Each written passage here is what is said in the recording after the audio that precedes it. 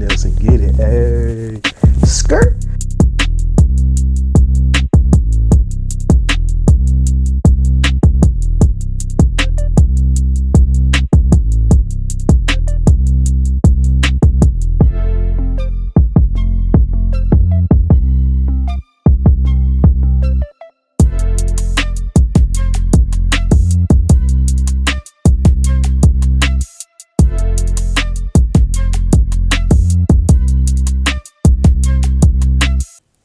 Welcome back to the channel, gang. I am your host, Nelson Eubanks, and today we are unboxing the Sigma 16mm 1.4 fast aperture lens. When it comes to the Canon M50, the Canon M50 does not have a bunch of different lenses to choose from. So it leaves you in a couple different positions, right? Either you can deal with, the kit lenses, and a lot of do not have low light capability, which can be, a hassle. But the great news, Sigma has come through and they have provided the 16mm 1.4 aperture. Oh my God. When you talk about 1.4, we're talking about the ability to film in low light, and that's what we need.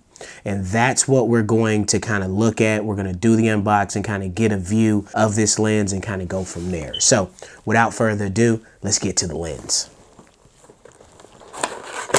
So going around the box, it's a pretty generic box. There's really not a bunch of, different verbiage and branding on the box. It just says 16mm f1.4 DCDN.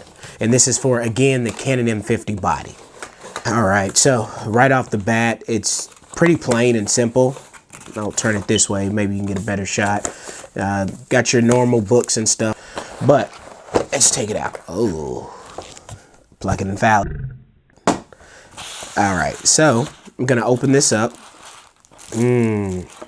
Right off the bat, guys, when opening this up, it feels heavy.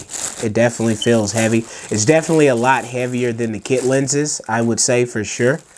And I'll kind of do a size comparison for you guys as it relates to the kit lens and kind of show you the difference. So, I mean, you really don't need any of this. I mean, obviously, the books and stuff we'll get to. Or you can read that on your own time. But first things first, it does come with a lens hood. So this is actually really good when it comes to, blocking out the sun and not getting the sun flares, putting this lens hood on your camera when you're doing video shoots outside and stuff like that. But yeah, that's the lens hood. And then now let's get to the actual body of it. Oh man, ladies and gentlemen, this is a beauty. This is a beauty. Definitely a solid body of work. I mean, when you're coming from a kit lens and, getting your first like prime lens, you definitely notice the difference for sure. As it relates to this Sigma, the reasons why I wanted the Sigma is super simple. I wanted to be able to film in low light. I do have the 50mm lens, but with the 50mm lens, on a crop sensor body, that compression, it's equivalent to about an 80 to 85 millimeter. Don't give me, to doing the math. I believe it's an 80mm on the Canon M50. But even with that, that means that your shot's going to be super tight. There's not going to be any ambience or, any background in the shot. It's really like an intimate lens, right? It's just for your subject and getting that facial, maybe, half to a little bit less than half of the body if you frame it right, or you have to get super further back. And I don't have a big studio or anything like that as it relates to spacing, so I need something that's going to open up, have a wider focal length, or a wider field of view rather, so that I can get a lot of my shots in. Like right now, which is interesting enough, I have the 22 native Canon lens on my Canon M50 right now, and you kind of see what shot I'm able to get. I was kind of going for like I wanted to do this unboxing, but kind of give you like a behind the scenes type of view where you can see some of the equipment that I'm using as it relates to, my photo shoots and videos and things like that. So kind of wanted to give you like a behind the scenes there. But getting back to this Sigma, it's super sturdy, guys. It has this focusing ring. Don't be get it confused. This is not like a zoom lens. This is definitely a prime lens. So the only way that you're going to get different angles and different shots is you're going to have to move your feet, either coming closer to the subject or moving further away to get a wider field of view. But we're definitely going to be doing a test on this as it relates to what it looks like and the framing versus this 22 millimeter, probably in another video. So if you guys want me to do that, just let me know and we'll kind of go from there, and I'll put this video on YouTube, me doing a comparison of the two. But taking off the lens cap, man, that is that is a beauty, guys.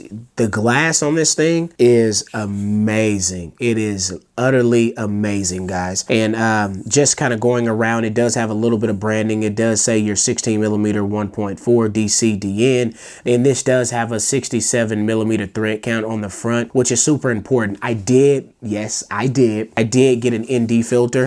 Well, a variable ND filter, because with this aperture at 1.4, if you're going outside in, the sunlight of any kind during the day or things like that, you're going to blow your picture out. Like you're not going to get any clarity because you're letting so much light in. And what the ND filter does, it's basically, quote unquote, a lot of people like to say sunglasses for your lenses, right? So it allows you to film at that open aperture of 1.4, right? Letting the most light that you possibly can in, but it's still going to give you that pretty blurry bokeh background, and not, you don't have to downgrade on your quality as it relates to stopping down. Once you start stopping down, bringing that aperture up to 2.8, 3.8, 4.0, 5.6, and so on, you're going to get a lot more clarity in your foreground, but also get clarity in your background. That's why it's super important for us when we have these fast aperture lenses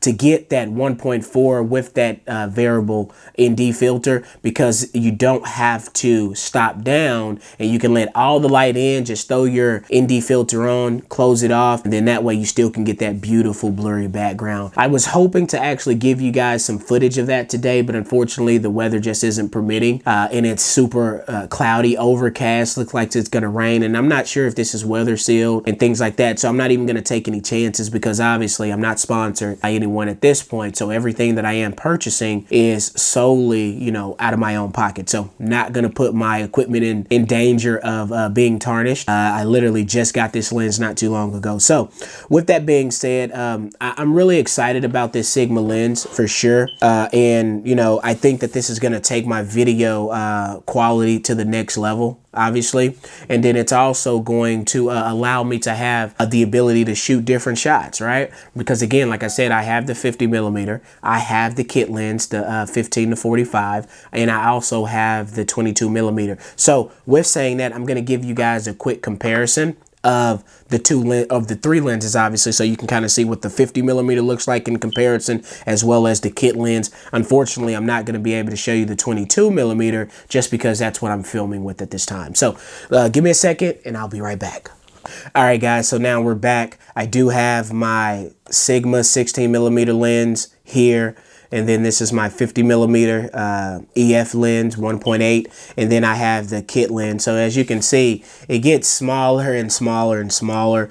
What I will say about the kit lens is, I mean, it's a decent lens. I mean, to start off your your photography or your videos, for some slight vlogging and things like that, for starters, it's definitely a good lens, I will say that. And then as it relates to the next lens that I did get after the kit lens was my 50 millimeter. Now again, this is for an EF, so I actually did have to get the Viltrox adapter to go onto this, so it would fit on my Canon M50, right? So just be mindful of that. Just kind of take that lens hood off so you can kind of get a feel for how it looks. But yeah, I mean, it definitely is. I really enjoy this 50 millimeter when it comes to actually, getting portrait photography. Right, it gives a really, really good vibe, intimate, soft textures, and it looks really good when you're doing portrait photography for subjects, individual subjects. I haven't really filmed with this with multiple subjects in the shot,